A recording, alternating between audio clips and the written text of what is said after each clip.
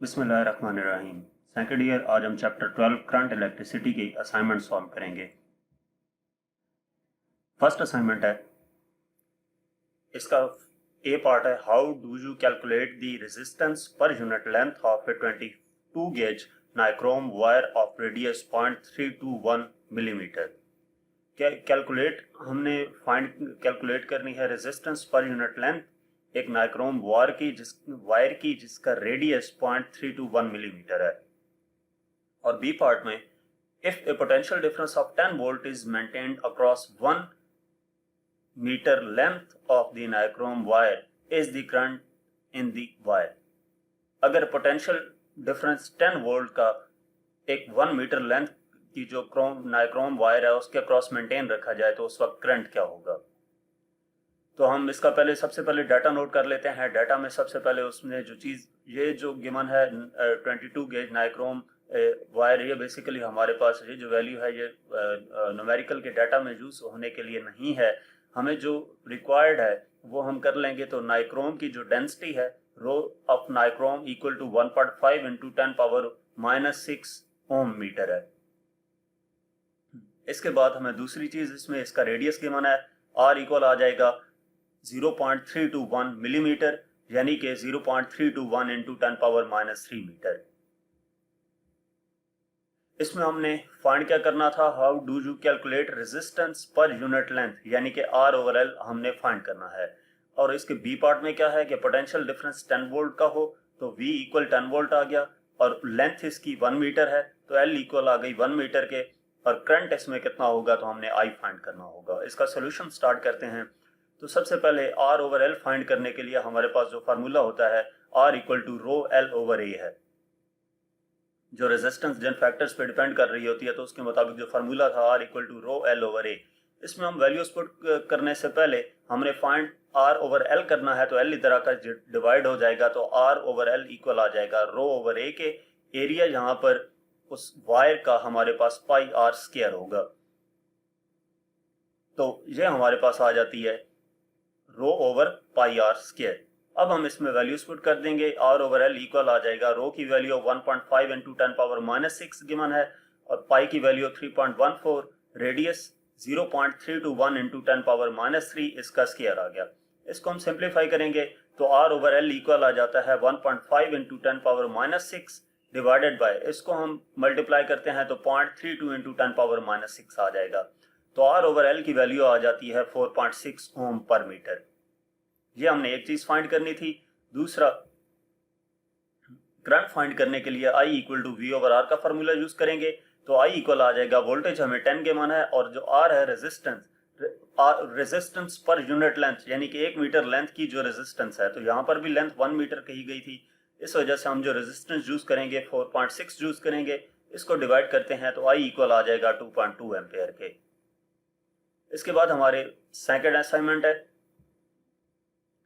A heating coil is rated at 100 watt 220 volt.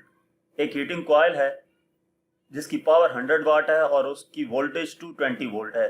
The coil is cut in half and two pieces are joined in parallel to the same source. उस coil को cut किया जाता है दो हिस्सों में, और दोनों हिस्सों को पैरेलल कनेक्ट कर दिया जाता है, पैरेलल जोड़ा जाता है सेम सोर्स से। Now what is the energy liberated पर सेकंड। तो हमने एनर्जी फाइंड करनी है, यानी कि पावर डिसिपेटेड फाइंड करनी होगी। तो डाटा इसका नोट कर लेते हैं। सबसे पहले इसमें पावर गिवन है 100 वाट की और वोल्टेज 220 वोल्ट का है। Coil is cut in half and two pieces. इसको कट किया गया है दो पीसेस में और फिर उनको जोड़ा गया है पैरेलल में। तो उस वक्त जो एनर्जी होगी, एनर्जी लिबरेटेड पर सेकंड, यानी कि पावर डिसिपेटेड, हमने फाइंड करनी है। तो इसका सोल्यूशन स्टार्ट करते हैं। हमारे पास, हम सपोज करते हैं कि let the resistance of the heating coil is R। अब हमारे पास R रेजिस्टेंस थी, तो जब इसको दो हिस्सों में, पहले हम रेजिस्टेंस कैलकुलेट कर लेते हैं, तो P equal to V square over R आ गया। इसमें R फाइंड करना है तो R इक्वल आ जाएगा V स्क्वायर ओवर P के, यानी कि V की वैल्यू हमारे पास 220 वोल्ट गिवन है, इसका स्क्वायर डिवाइडेड बाय 100 जो 484 ओम आ जाता है। हमने वायर को दो हिस्सों में डिवाइड किया था। When the coil is cut into two pieces then the resistance will be. जब इसको दो हिस्सों में डिवाइड करेंगे तो सिंगल हमारे पास रेजिस्टेंस क्या आ जाएगी, 484 R/2 हो जाएगा। ये जो रेजिस्टेंस थी इसको दो हिस्सों में डिवाइड किया, R/2 484 डिवाइडेड बाई 2, तो ये इक्वल आ जाएगा 242 ओम के। ये सिंगल कॉइल की हमारे पास रेजिस्टेंस आ गई। अब उसके बाद नेक्स्ट उसने कहा था कि इस वायर को हमने उन दो पीसेस को पैरेलल ज्वाइन किया है, two pieces are joined in parallel, then the equivalent resistance of the parallel combination RE is. जब इन दो रेजिस्टेंस को हम पैरेलल कनेक्ट करेंगे तो उस वक्त जो इक्विवेलेंट रेजिस्टेंस होगी वो भी फाइंड कर लेते हैं। पैरेलल में कनेक्ट किए गए रेजिस्टेंस के लिए जो फार्मूला यूज किया जाता है वो 1/RE equal to 1/R1 plus 1/R2 होता है। तो यहाँ पे R1 और R2 सेम है, R ही है, तो इसमें हम क्या करेंगे कि इसका एलसीएम लेके इसको सिंप्लीफाई करते हैं, 2/R हो जाएगा या half R plus half R equal to 2/R। R की वैल्यू पुट करते हैं 242, तो 1/RE इक्वल आ जाएगा 2/242। यहाँ से RE इक्वल आ जाएगा 242 डिवाइडेड बाय 2, ये इक्वल आ जाता है 121 के। तो ये हमारे पास कंबाइंड रेजिस्टेंस आ गई। ये हम किस लिए कर रहे हैं कि बेसिकली हमने पावर फाइंड करनी है, तो पावर फाइंड करने के लिए हमारे पास रेजिस्टेंस उस कॉइल की होना जरूरी है। अब वो कॉइल सिंगल थी, उसकी रेजिस्टेंस गिवन थी, फिर इसको दो हिस्सों में डिवाइड किया, फिर उन दो हिस्सों को पैरेलल कनेक्ट किया है, तो उनकी जो इक्विवेलेंट रेजिस्टेंस थी वो हमने फाइंड की थी। अब पावर फाइंड करने के लिए फार्मूला अप्लाई करेंगे, P equal to V² equal हो जाएगा 220 का स्क्वायर डिवाइडेड बाय 121 RE की जो वैल्यू थी, तो इसको डिवाइड करते हैं तो ये आंसर आ जाता है 400 जूल के। इसके बाद थर्ड असाइनमेंट है, circuit ABCDEF is shown in the figure, calculate the current in each branch of the circuit using Kirchhoff voltage law. ये सर्किट हमें गिवन है ABCDEF, ये बुक में सिंपली दिया गया है, तो मैंने यहाँ पे थोड़ी सी जो चेंजिंग की है आपने ये वाली नोट कर लेनी है कि इसको R1 कह दिया है, इस रेजिस्टेंस को इस R2 कह दिया है, इसको R3 कहा है और इसको R4 कहा है। करंट की डायरेक्शन बुक की डायग्राम जो है वहां पर भी ऐसे ही बनी हुई है, तो यहाँ पे मैंने लूप की शक्ल में बना दी है कि ये जो करंट है बुक में यहाँ पे साइड पे बताया गया है कि जो करंट की डायरेक्शन है वो ये होगी, तो इसमें जो करंट गुजरेगा वो I1 होगा और इसकी डायरेक्शन यूं होगी, और इस लूप में जो करंट गुजरेगा वो भी बुक में डिफाइन किया गया था कि वो एक एरो इस तरफ था और एक एरो इस तरफ था, तो यहाँ पे भी जो करंट गुजरेगा वो ऐसे होगा। तो ये बेसिकली क्लोज्ड लूप में हम अप्लाई करते होते हैं किरचॉफ वोल्टेज लॉ। और किरचॉफ वोल्टेज लॉ है क्या कि किसी भी क्लोज्ड लूप में जो सम ऑफ वोल्टेजेस होते हैं वो इक्वल टू 0 होते हैं, sum of potential difference equal to 0। तो ये हमारे पास आ गया करंट I1 की डायरेक्शन और ये I2 की डायरेक्शन। बारी बारी इनके ऊपर ये हम लूप अप्लाई करेंगे और I1 और I2 फाइंड करेंगे। तो सबसे पहले जो डाटा है वो हम नोट कर लेते हैं। इसमें EMF हमें गिवन है 3 वोल्ट की, R1 10 ओम है, R2 15 ओम है, R3 20 ओम है और R4 हमारे पास 50 ओम है। I1 फाइंड करना है और I2 फाइंड करना है। तो इसका सॉल्यूशन स्टार्ट करते हैं। सबसे पहले हम लूप 1 पे अप्लाई करेंगे, consider the closed path ABEFA। इस क्लोज्ड पाथ को हम कंसीडर करते हैं। आपने सिंपली इतना याद रखना है कि जो बैटरी होगी उसको हम पॉजिटिव लेंगे, जो EMF सोर्स होगा उसको हम पॉजिटिव लेंगे, बाकी उसके रास्ते में आने वाला कोई भी कंपोनेंट, जैसे यहाँ पे रेजिस्टेंस गिवन है तो उनको हम नेगेटिव कंसीडर करेंगे। जैसे आपको समझाता हूँ कि सबसे पहले ये बैटरी हमारे पास थी, हम यहाँ से लेंगे तो करंट की डायरेक्शन इस डायरेक्शन में है, तो हम इसको इसी तरह सॉल्व करेंगे। हमारे पास पहले ये E इक्वल टू 3 वोल्ट, तो ये E पॉजिटिव आ गया जो EMF सोर्स था। अब यहाँ से जब इस करंट के डायरेक्शन में आगे जाते हैं तो दूसरा कंपोनेंट ये वाला है। अब इसके अक्रॉस जो वोल्टेज होगी, मैंने बताया है कि बैटरी को हम पॉजिटिव लिया करेंगे और बाकी जो कंपोनेंट आएंगे उनको नेगेटिव लेंगे, तो इस रेजिस्टेंस को हम नेगेटिव लेंगे। तो ये हमारे पास E इक्वल आ गया 3 वोल्ट के, माइनस इसके अक्रॉस जो वोल्टेज है, यानी कि वोल्टेज होगी V इक्वल टू IR के फार्मूले से I1 R1, तो माइनस आ गया रेजिस्टेंस की वजह से, माइनस I1 और R1, जो इसमें से करंट गुजर रहा है वो I1 है। ये क्लोज लूप में से जो इस लूप में से करंट गुजर रहा है वो I1 का है, तो यहाँ पे I1 R1। इसी तरह इस रेजिस्टेंस में से जो करंट गुजर रहा होगा वो I1 है और रेजिस्टेंस R2 है, तो माइनस I1 R2। अब इस रेजिस्टेंस में से दो करंट गुजर रहे हैं, एक I1 जो ऊपर से नीचे की तरफ गुजर रहा है और एक I2 जो नीचे से ऊपर की तरफ गुजर रहा है, क्योंकि इस लूप में भी जब ये करंट फ्लो करेगा I2 तो इसकी डायरेक्शन यूं होगी। तो इसका मतलब ये हुआ कि I2 नीचे से ऊपर की तरफ जा रहा है और I1 ऊपर से नीचे की तरफ आ रहा है। I1 को हमने नेगेटिव लिया था, I1 R2, और R2 को I2 की निस्बत हम क्या लेंगे, पॉजिटिव लेंगे, क्योंकि करंट की डायरेक्शन ऑपोजिट है। I1 डाउनवर्ड था तो I2 अपवर्ड है, तो इस वजह से I2 R2 इक्वल टू 0 आ गया। आपने कौन सा रूल याद रखना है कि जो बैटरी है उसको हम पॉजिटिव लेंगे और रास्ते में आने वाला कोई भी कंपोनेंट जैसे रेजिस्टेंस है तो उसमें से जो भी करंट फ्लो कर रहा होगा उस करंट का रेजिस्टेंस के साथ product V equal to I R के फार्मूले से उसको हम नेगेटिव लेंगे। तो इसको भी नेगेटिव लिया I1 के एस्पेक्ट से, इसको भी नेगेटिव लिया I1 की वजह से, और फिर इसमें से करंट 2 भी गुजर रहा था तो वो करंट की डायरेक्शन अपोजिट होने की वजह से ये पॉजिटिव आया है।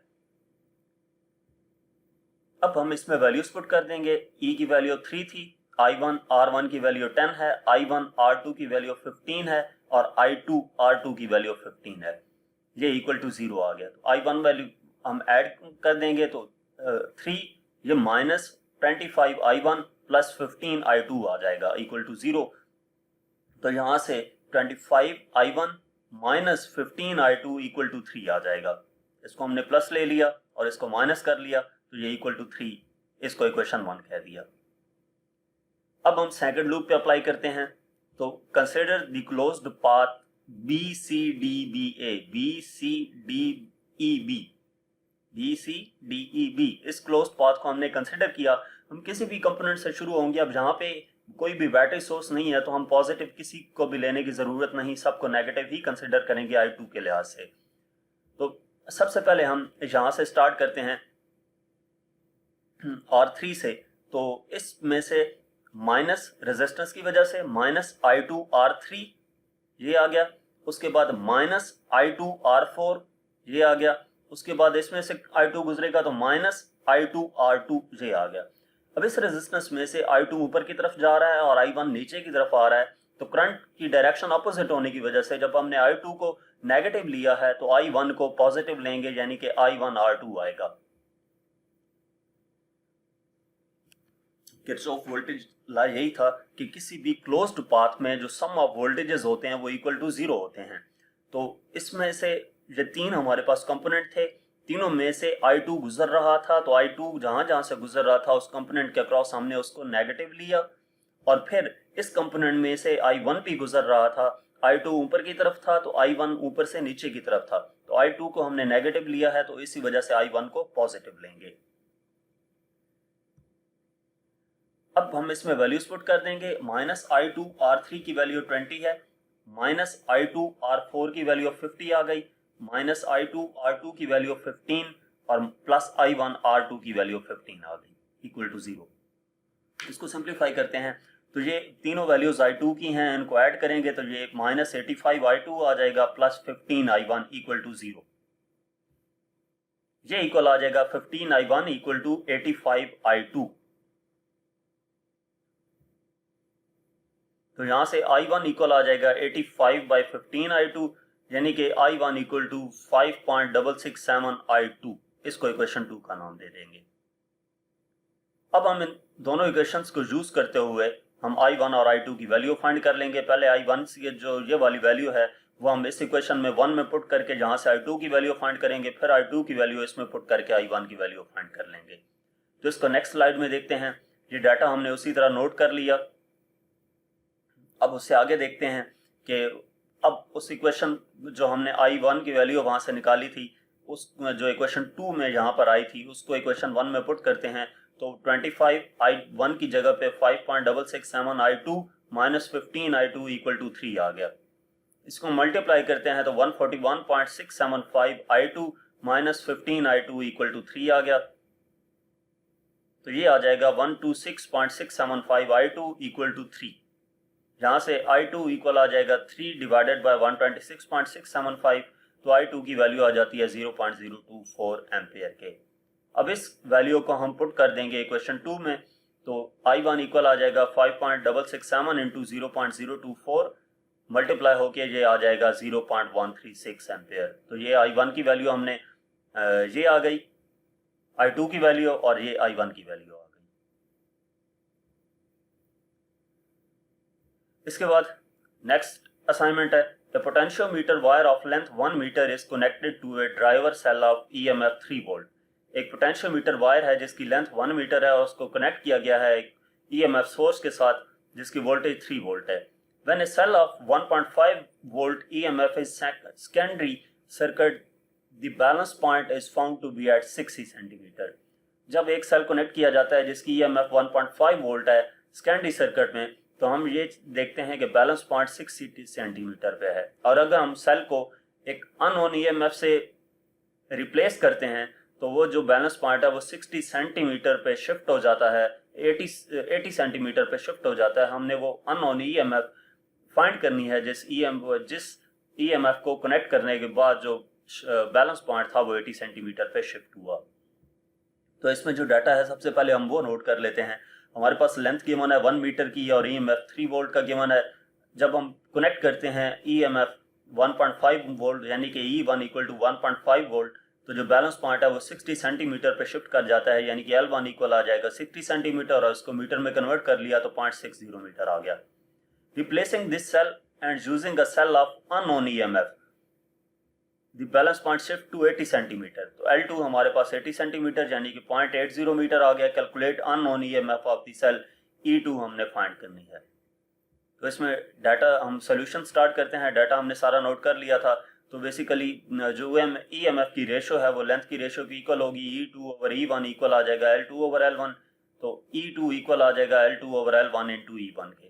इसमें हम वैल्यूज पुट कर देंगे. L2 की वैल्यू 0.80, L1 की वैल्यू 0.60 और E1 की वैल्यू 1.5 है. तो इसको मल्टीप्लाई करेंगे तो ये आंसर आ जाएगा E2 इक्वल टू 2 वोल्ट.